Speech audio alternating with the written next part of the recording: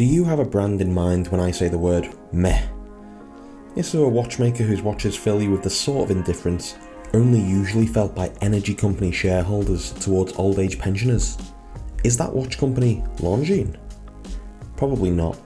For so long though, Longines wouldn't even be on my radar. I think they're just so, well, they're just so dull. I didn't get it. But wait, no, I see now. VHP, Conquest, Aviation, super long lugs, Arabics stolen from Rolex. I finally understand. It's the Longines Conquest VHP in 41mm. If you're new to the channel, please do me a huge favour and subscribe. It's getting perilously close to 3,000, and once I hit that magic number, well, I'll be met with an emptiness that I'll be convinced I can fill by hitting 4,000, and so on and so forth. But I'll also give away a watch, so hit subscribe and keep watching the videos to find out as and when the giveaway happens. Cheers! Now, on to a slightly different conquest. Like a pervert with a glasses fetish, we're going to cover the specs first. We've got a 41mm diameter coupled with a 50mm lug-to-lug measurement, so it's not an unsubstantial piece on the wrist. Sized up for my 6.5 inch wrist, I can just about get away with it. If your wrist is smaller, well, you might want to take a look at something different. The watch isn't exactly what you could describe as slim either, at 12mm. Given that this is a quartz, you might have expected it to be a bit slimmer. Demerit for you here, Longines. The lugs are 20mm thankfully, so you can change the strap out as often as you like, but I suspect most will want to keep it on this bracelet. It tapers to 18mm at the reassuringly satisfying butterfly clasp. Sadly, it's just 50 meters water resistant, so you can't really take this down to the beach or the pool for a dip.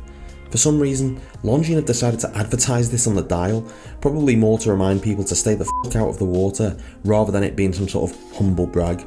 Emphasis on the humble there. Let's stick to the positives for now though. And this dial, ooh mama, that's a spicy dial. Check out the concentric circles emanating from the centre, punctuated by the chili flavoured minute indices at the outer edge. The polished Arabics at 12 and 6 perfectly match the polished bezel, but just before you get there, there's a chapter ring with Arabics every 5 minutes, done in the same font as the Swiss-made denomination and the VHP branding in red. The date window is nicely framed, and coupled with the dearth of text, this is a simple dial with some exciting details that it keeps close to its chest. The bracelet is just as good as you'd expect from a brand that's been around as long as Longines.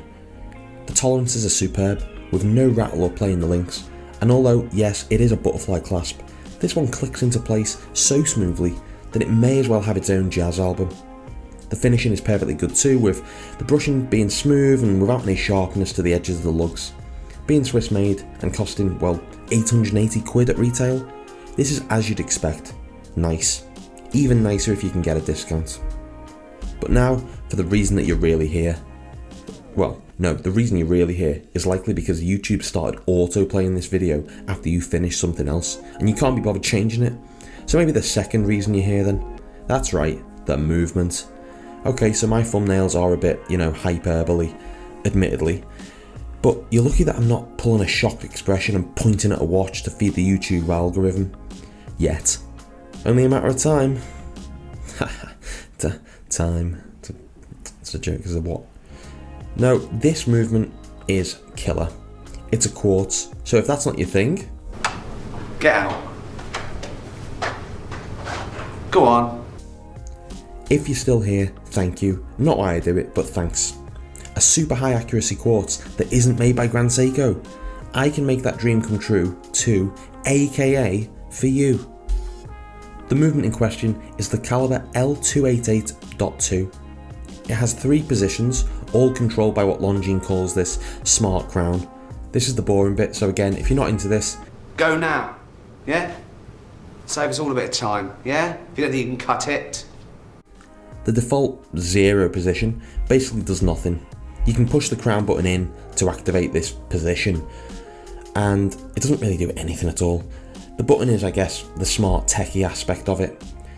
Pulling it out to the first position and rotating the crown ever so slightly will make the second hand jump to 12 o'clock and then you can turn the crown slowly to adjust it to the minute that you want.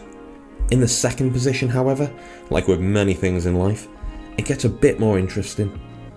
If you quickly turn the crown, it'll jump in 1 hour increments, so you can quickly adjust between time zones. It'll also automatically change the date once you go past midnight, as you can see here. It's weirdly satisfying and mesmeric to watch, but the date won't go too far forward. No, that's because Longines set the date from the factory, and when you have it delivered, it's on Swiss time. It's also a perpetual calendar, and it'll keep going until the year 2400. I know, that's over 10 years away. Basically, you'll know when you need to reset the calendar, as it'll be just in time for the first progressive left-wing government to win power in Britain since 2005. Drum sting here. Anyway, it's a very cool feature, and it's reassuring to know that you'll always have the correct date, even when your elected officials want to drag you back 400 years. And speaking of things that drag... You finishing it? No. This video isn't only full of praise for the watch. There's a couple of things I don't like. First, the end links. They're actually shorter in length than the lugs, making it look like the bracelet really doesn't belong to this watch at all. Weird. Then there's the name. The VHP Conquest, which sounds like a ship from Star Trek, or the boat that the British government might take people to Rwanda in. VHP is an acronym meaning Very High Precision. This just sounds a bit modest for something that boasts accuracy of plus or minus 5 seconds per year. Yeah, per year. It needs a name a bit more YouTube thumbnail-y, more extreme. What about super high accuracy timepiece, or SHAT? Maybe not. Either way, Longines, show this thing off a bit more. Calling this just very accurate is like men who drive Porsches calling their penises, pretty small. My final complaint is the water resistance, or lack thereof. 50 metres! I know Porsche drivers whose dicks are longer than that. Well, no, obviously I don't, but you know what I mean. This needs to be up for 100 metres at least, for the sake of this being a no-nonsense, grab-it-and-go watch that you can rely on come rain or shine. And I almost forgot an honourable mention for the Lume, which is fine. It's not bad, it's not great, it's just usable, and it'll do, given that you're not really using this for diving. So, that's it. Has the Longines VHP made me a very happy Pip? I suppose it has. It has almost everything you need for an everyday piece, but it has the sort of accuracy that you'd expect to normally pay a lot more for from a brand with a similarly well-established heritage such as Longines. But what do you think? Now, I do read all of your comments, so please let me know if you'd add this to your collection. Also, what would your alternative name for it be? I already have SHAT. Please subscribe and give this video a like if you can. And why not watch one of my other videos? Just put it on in the background or put it on mute. That's what my family and friends do. No, only joking. They wouldn't dream of watching this shit. Thanks for watching, and I'll see you next time.